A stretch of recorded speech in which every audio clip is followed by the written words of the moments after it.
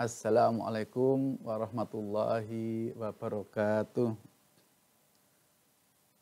Para mahasiswa yang berbahagia, alhamdulillahirabbil alamin, kita bertemu lagi di kuliah Fisika Kalor. Pada pertemuan kali ini kita akan membahas tentang konsep dasar termodinamika bagian yang kedua, yaitu tentang keadaan dan kesetimbangan, proses dan siklus, temperatur dan tekanan. Referensi yang kita gunakan adalah bukunya Yunus Sengel, Thermodynamics and Engineering Approach. Kita lanjutkan dengan topik berikutnya, yaitu keadaan dan kesetimbangan. Kondisi atau keadaan itu adalah suatu deskripsi atau gambaran dari suatu sistem. Kondisi dapat diidentifikasi dengan sifat-sifatnya. Nah, kalau kesetimbangan artinya adalah keadaannya sama atau seragam. Dapat kita lihat pada gambar ini ya. Dua sistem ini kondisinya berbeda.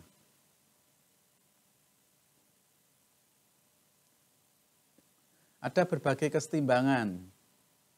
Antara lain adalah kesetimbangan termal, artinya temperatur dari seluruh sistem itu sama atau seragam. Berikutnya kesetimbangan mekanis. Pada suatu titik pada sistem tidak ada perubahan tekanan terhadap waktu. Jadi tekanannya adalah steady atau ajek. Kemudian kesetimbangan fase, artinya massa dari masing-masing fase itu tetap. Kesetimbangan kimia menunjukkan bahwa komposisi kimia tidak berubah atau dengan kata lain tidak terjadi reaksi kimia. Kita dapat perhatikan gambar di sebelah kanan ini ya. Gambar yang di kiri itu sistem tidak dalam kondisi kesetimbangan termal karena temperaturnya berbeda-beda.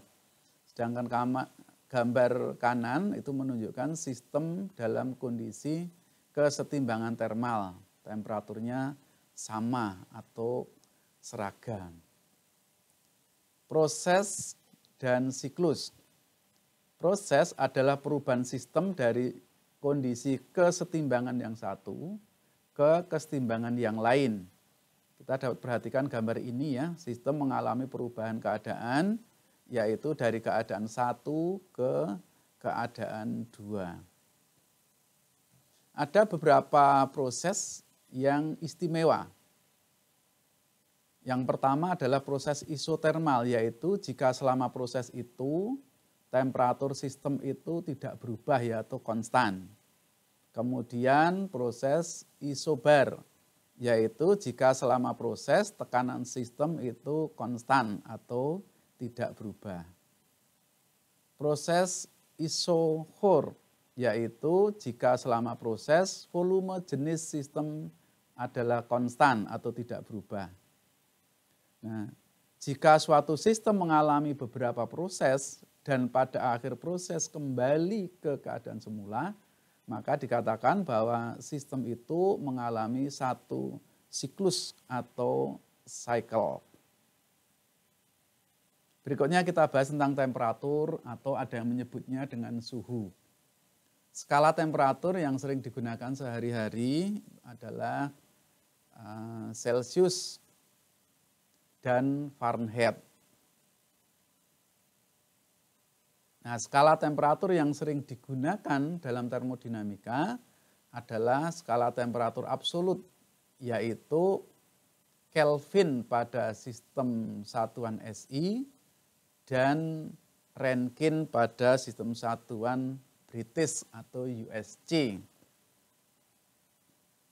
Nah, hubungan antara Kelvin dan skala Celsius adalah besarnya Kelvin itu sama dengan besarnya skala Celsius ditambah dengan 273,15. Hubungan antara skala Rankine dengan skala Fahrenheit adalah Rankine itu sama dengan Fahrenheit ditambah dengan 459,67 atau sering dibulatkan dengan 460. Nah, hubungan antara skala temperatur pada kedua sistem satuan itu, nah seperti yang dituliskan di bagian paling bawah ini.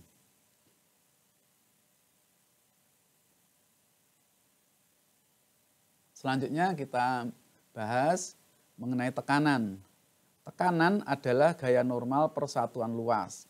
Gaya normal itu artinya gaya yang arahnya tegak lurus terhadap permukaan. Nah, pada sistem SI, satuan untuk tekanan adalah Newton per meter kuadrat atau sering disebut dengan Pascal atau disingkat PA. Beberapa satuan tekanan dan konversinya dapat kita lihat di slide ini ya.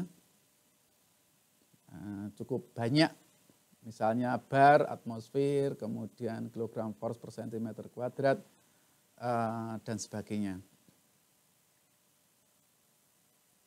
Tekanan itu dapat dinyatakan dalam tekanan absolut dan tekanan Gauge atau tekanan relatif atau tekanan ukur. Tekanan absolut adalah tekanan yang referensinya atau nolnya itu adalah kondisi absolut vakum atau nol absolut. Ya, sedangkan tekanan Gauge itu adalah tekanan yang referensi atau nolnya itu adalah kondisi tekanan atmosfer setempat. Jadi selisih antara tekanan absolut dengan tekanan Gauge adalah besarnya tekanan atmosfer tersebut. Ya, di sini bisa kita lihat secara matematis P vakum sama dengan P atmosfer dikurangi P absolut. P Gauge atau P ukur adalah P absolut dikurangi P atmosfer. Kemudian P absolut sama dengan P atmosfer ditambah dengan P Gauge dan seterusnya. Nah, gambar di sebelah kiri ini menunjukkan distribusi tekanan dari suatu cairan sebagai fungsi dari kedalaman. Semakin ke bawah itu tekanannya semakin besar.